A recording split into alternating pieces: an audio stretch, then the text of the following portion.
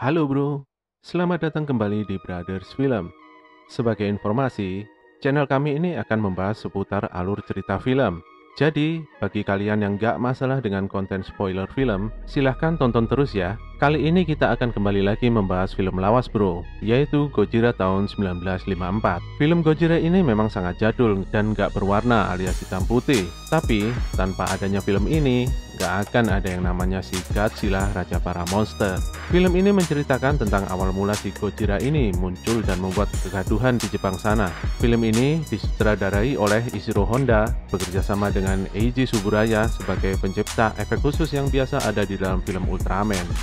Menurut saya, kita nggak usah ragu lagi nih bro dengan kualitasnya. Karena film ini sudah menjadi kiblat pembuatan film dari serial franchise Godzilla dan Monsterverse. Oke bro, nggak usah berlama-lama lagi, langsung aja kita masuk ke dalam detail ceritanya. Scene dibuka dengan menampilkan sebuah kapal nelayan yang saat itu mereka telah selesai bekerja dan melakukan aktivitas sebelum mendarat. Tiba-tiba muncul sebuah kilatan cahaya disertai suara keras yang menyebabkan mereka kebingungan. Tanpa diduga, cahaya itu membuat mereka berteriak dan berhamburan di atas kapal. Seketika itu juga, kapal yang dinaiki para nelayan langsung terbakar. Di dalam sebuah ruangan, nampak dua orang navigator kapal berusaha untuk mengirimkan sebuah sinyal SOS, meminta bantuan kepada pihak penjaga pantai. Sayangnya, tiba-tiba air masuk dan menenggelamkan mereka beserta kapal yang mereka naiki. Adegan berpindah kepada seorang pemuda penjaga pantai yang bernama Hideto Okada. Dia nampak kaget mendengar informasi tentang tenggelamnya kapal nelayan. Dikarenakan panggilan tugas darurat, maka ia memutuskan untuk langsung menuju tempat kerjanya saat itu juga. Dia juga memutuskan untuk menunda kencannya dengan Emiko Yamane, yang saat ini ada bersamanya. Berita tentang hilangnya sebuah kapal akhirnya mulai terkuak ke publik. Saat ini pemerintah begitu sibuk untuk mencari apa yang sebenarnya terjadi. Beberapa keluarga dari awak kapal yang mendatangi perwakilan pemerintah menuntut informasi yang jelas. Guna mencari informasi tentang apa yang terjadi, maka dikirimkanlah kapal di lokasi kejadian insiden kapal pertama menghilang. Namun, kapal kedua yang dikirimkan ke lokasi mengalami nasib yang sama. Di sisi lain, ternyata masih ada 3 awak yang selamat dari hancurnya kapal kedua. Mereka berhasil diselamatkan oleh kapal nelayan. Mereka begitu syok dan mengabarkan bahwa lautnya meledak begitu saja. Masih nggak jelas apa penyebab dari kejadian itu. Esok harinya, berita tentang hilangnya 3 kapal tersebut langsung menjadi headline news di beberapa surat kabar. Scene menampilkan para penduduk Pulau Ohdo yang berkumpul di pinggiran pantai melihat-lihat barangkali ada sesuatu di laut. Dan benar saja, ada sesuatu yang mengambang di laut. Setelah dicek, itu adalah sebuah rakit yang ada korban selamat dari kapal nelayan yang tenggelam. Sang korban ternyata adalah salah satu warga Pulau Ohdo. Dia menyampaikan bahwa ada makhluk yang menyerang kapalnya sebelum akhirnya dia pingsan. Keesokan harinya, para nelayan Ohdo dikejutkan dengan nggak ada tangkapan ikan sama sekali di jala mereka. Melihat kondisi ini, sang tetua desa menduga bahwa ini adalah ulah dari Gojira. Namun, karena kondisi zaman sudah modern, ucapan tetua desa nggak dipercaya begitu saja oleh masyarakat. Sebuah helikopter datang di Pulau Ohdo. Helikopter ini mengangkut beberapa orang yang berprofesi sebagai peneliti dan wartawan atau reporter. Wartawan ini langsung mendatangi orang yang selamat dari kejadian hilangnya kapal. Si orang yang selamat menyampaikan bahwa dia melihat makhluk besar raksasa dan nggak ada yang mempercayainya. Namun, walaupun masyarakat pulau ini nggak percaya dengan keberadaan Gojira, malam harinya mereka menyelenggarakan sebuah ritual untuk menolak bala segala musibah yang akan menimpa pulau akibat isu kemunculan Gojira. Ketika para penduduk tertidur pulas, tiba-tiba muncul badai besar datang menghantam Pulau Ohdo. Kerusakan yang ditimbulkannya begitu luar biasa. Esok harinya, beberapa penduduk Ohdo datang ke Tokyo untuk memberikan kesaksian dan informasi tentang apa yang terjadi di desanya. Kerugian yang disampaikan berupa kerusakan rumah dan ternak. Ada pula saksi yang mengatakan bahwa ada sesosok makhluk raksasa yang menginjak dari atas. Untuk memastikan apa yang sebenarnya terjadi, maka seorang arkeolog yang bernama Profesor Kyohei Yamane menyarankan supaya dibentuk tim khusus untuk menyelidiki fakta di lapangan. Profesor Yamane adalah ayah dari Emiko. Akhirnya tim tersebut diberangkatkan ke Pulau Ohdo. Dalam tim itu terdapat Profesor Yamane, Emiko, dan juga Ogata. Nampak juga tunangan dari Emiko, yaitu Daisuke Serizawa yang melepas kepergian tim investigasi.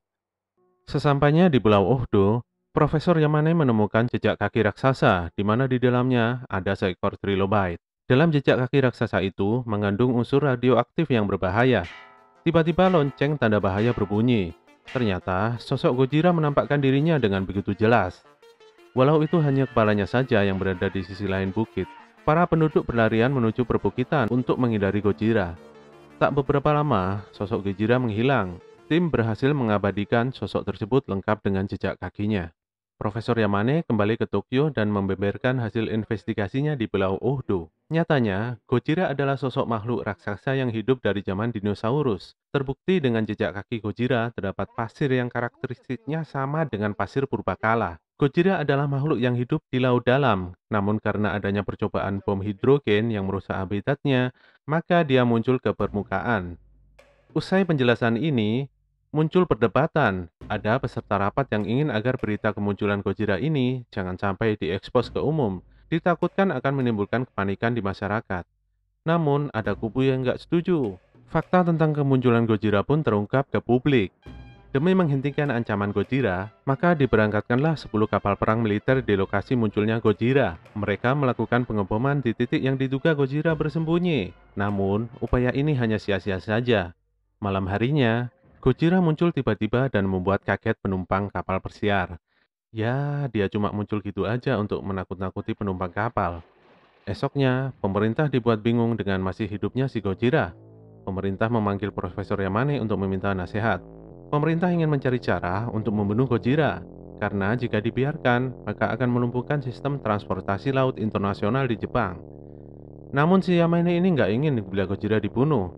Harusnya mereka mempelajari si Gojira. Di lain tempat, Emiko dan Ogata sedang membicarakan tentang hubungan mereka.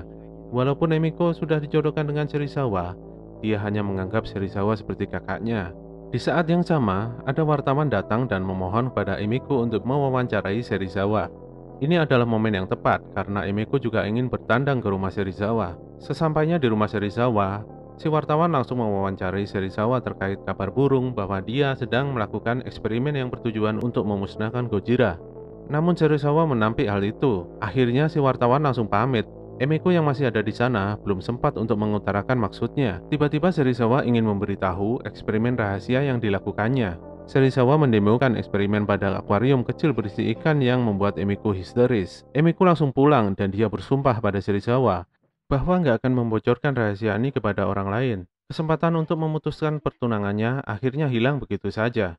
Malam harinya, Gojira muncul lagi. Kali ini, dia benar-benar menyerang Tokyo. Militer juga sudah siap untuk menembak Gojira.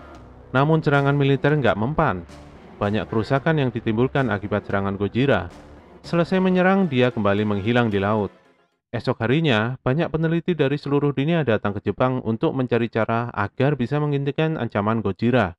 Evakuasi juga dilakukan oleh pemerintah guna menghindari korban jiwa yang lebih banyak. Pihak militer membangun transmisi listrik tegangan ekstra tinggi untuk menahan serangan Gojira. Dan malamnya pun Gojira muncul kembali. Semua persiapan militer seakan-akan nggak ada gunanya.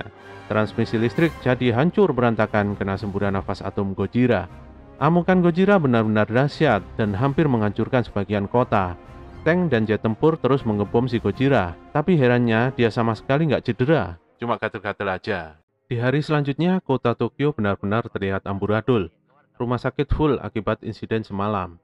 Melihat kondisi yang memprihatinkan ini, Emiko membeberkan eksperimen rahasia milik Serizawa kepada Ogata. Eksperimen ini bernama Oxygen Destroyer, yang mana bisa menghilangkan oksigen di dalam air. Sehingga, bila ada makhluk yang di dekat Oxygen Destroyer ini, maka dia bisa mati karena nggak bisa bernafas. Ogata dan Emiko sepakat untuk membujuk Serizawa agar menggunakan eksperimennya guna menghentikan Gojira.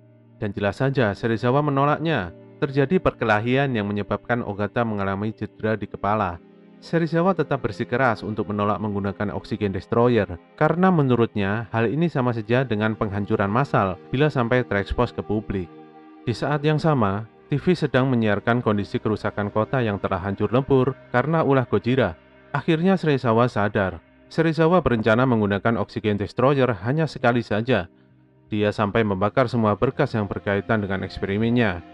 Dia takut bila penemuannya ini akan membahayakan umat manusia. Emiko sangat sedih melihat fakta ini, karena dia tahu Serizawa sangat serius dengan eksperimennya.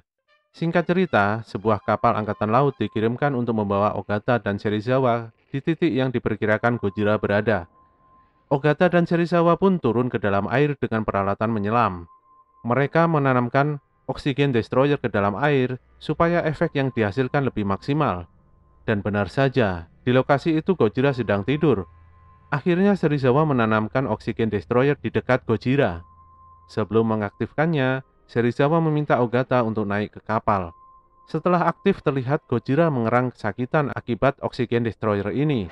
Gojira muncul ke permukaan dan meraung kesakitan, kemudian tenggelam lagi.